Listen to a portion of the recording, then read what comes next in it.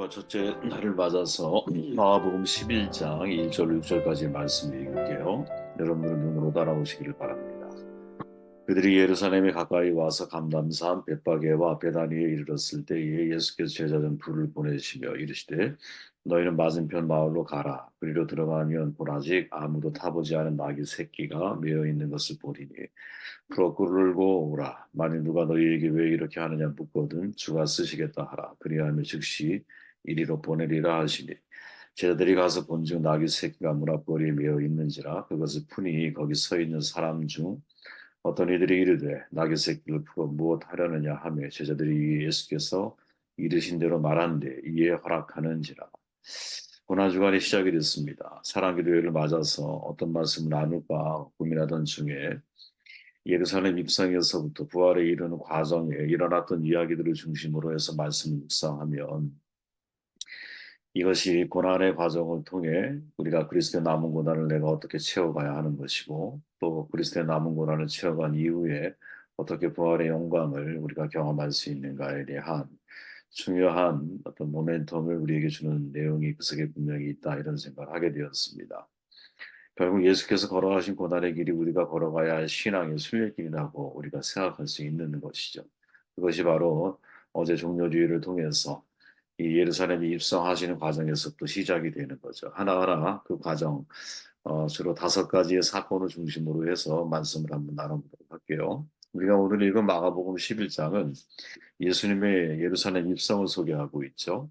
이 사건은 사복음서 모두에 기록되어 있거든요. 그만큼 중요한 사건이라는 것을 암시하는 거죠. 예루살렘에 들어가기 직전에 예수님은 베단이라고 하는 곳에 머물죠.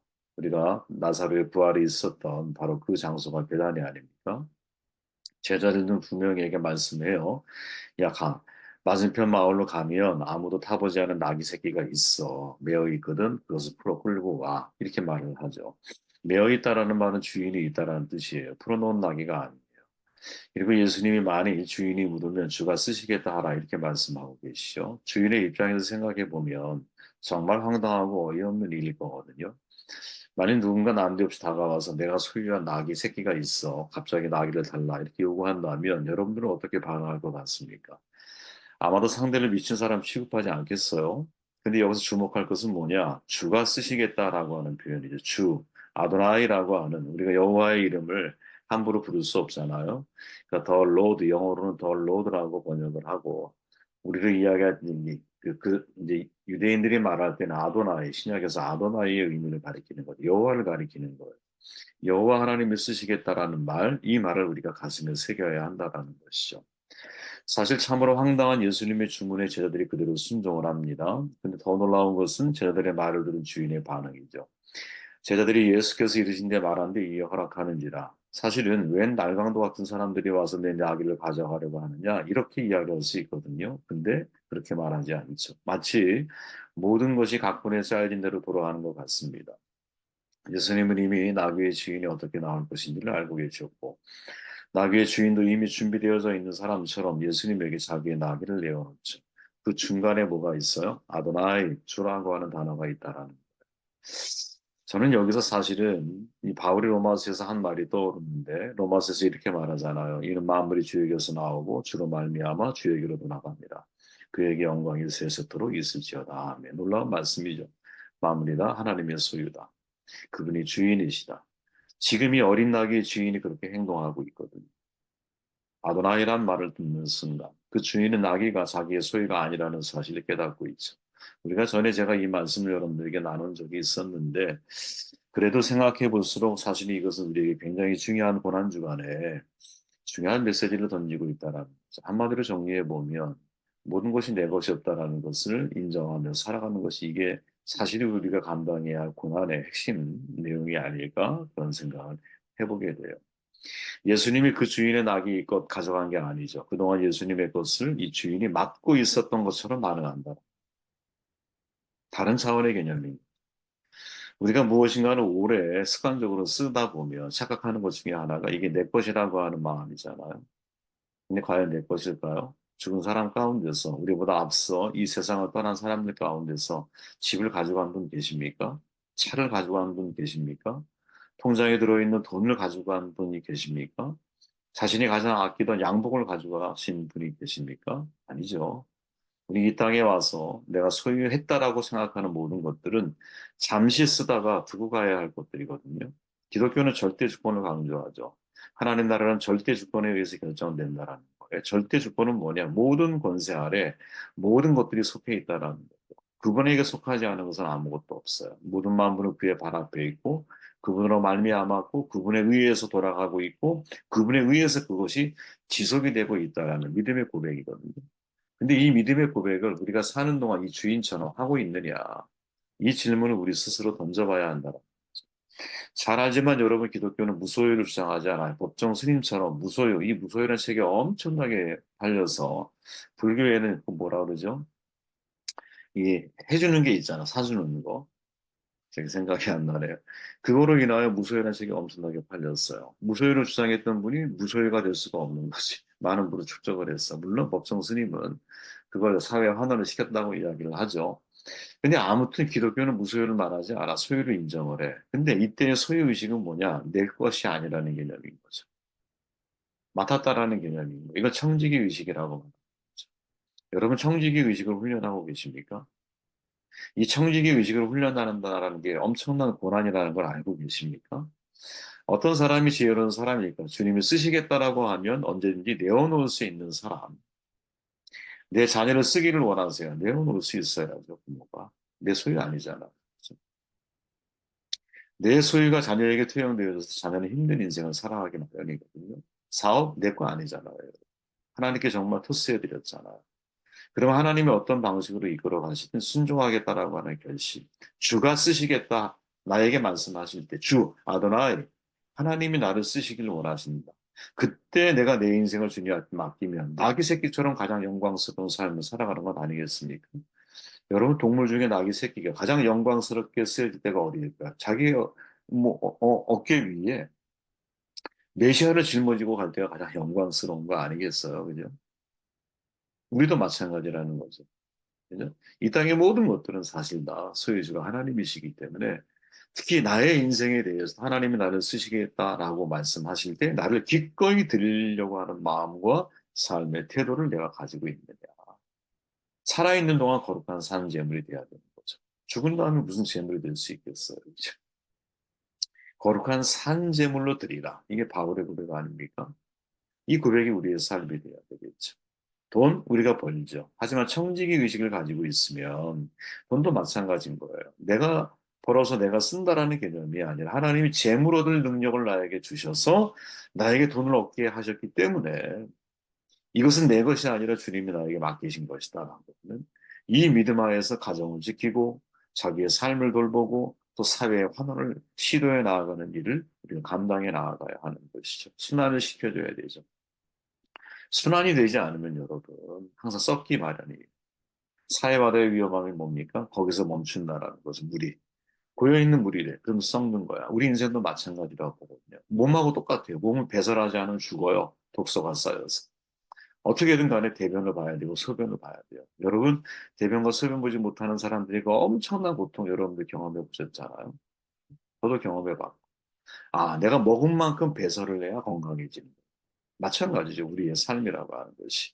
하나님이 내게 맡기신 모든 것들은 이런 삶의 태도를 가지고 내가 온전하게 사용하려고 할 때, 나의 몸도 건강해질 뿐 아니라 사회도 건강하게 만들어갈 수 있는 것이죠. 자, 아무도 타보지 않은 아기 새끼를 타신 이유가 뭘까? 이건 상징적인 사건이죠. 예수님이 이미 갈릴리 주변을 걸어다니면서 복음을 전했어. 이것을 보통 여러분 순례자의 영성이라고 하거든요. 걸어 다니면서 복음을 전하는 거야. 예수님의 영성이 사실 순례자의 영성이었죠. 그죠? 그렇게 걸어 다니셨어요. 그런데 왜 지금 예루살렘에서 나귀를 타고 입성을 하는가? 이게 중요한 질문이에요. 그것도 어린 나귀를 타는 이유가 뭐냐?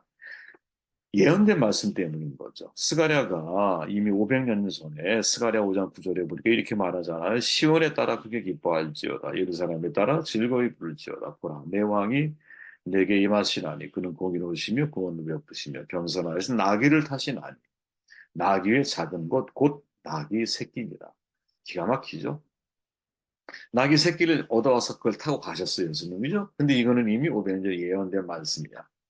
그런데 나귀를 타신 앞에 뭐가 붙어 있어요? 겸손하여서. 이렇게 표현하고 있는 거죠. 그러니까 스가랴 예언처럼 예수님은 겸손의 왕인 거예요. 말과 낙이 비교되죠. 말은 힘을 상징하는 것. 그래서 고대 사회의 국력은 말이에요. 오죽하면 여러분 다윗이나 솔로몬에게 항상 그런 말이 있잖아요. 말의 힘줄을 끊고 다윗이 자기는 자기의 군사력을 믿지 않는다라는 거죠.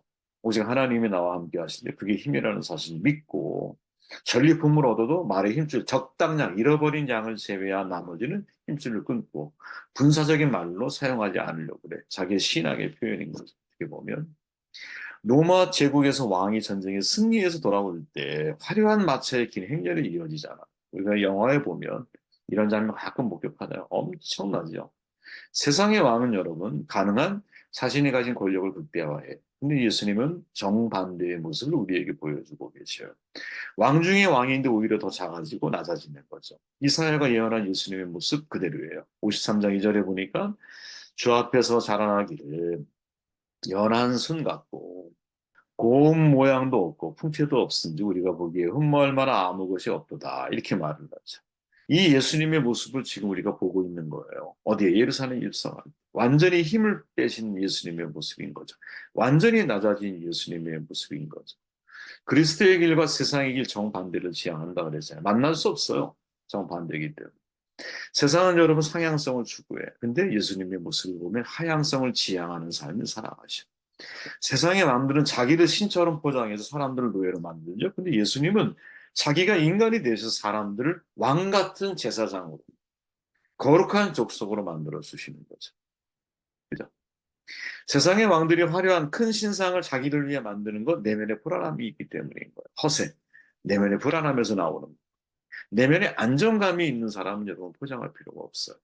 우리가 왜 겸손해야 하느냐? 마음이 교만해지면 그리스도를 볼 수가 없어. 화려한 강력한 힘을 가지고 백마를 타고 입성하는 메시아를 사람들은 원했죠. 제자들도 그걸 원했잖아요. 근데 예수님은 어린 나귀를 타고 오신 겸손의 왕으로 예루살렘에 들어가고 계세요.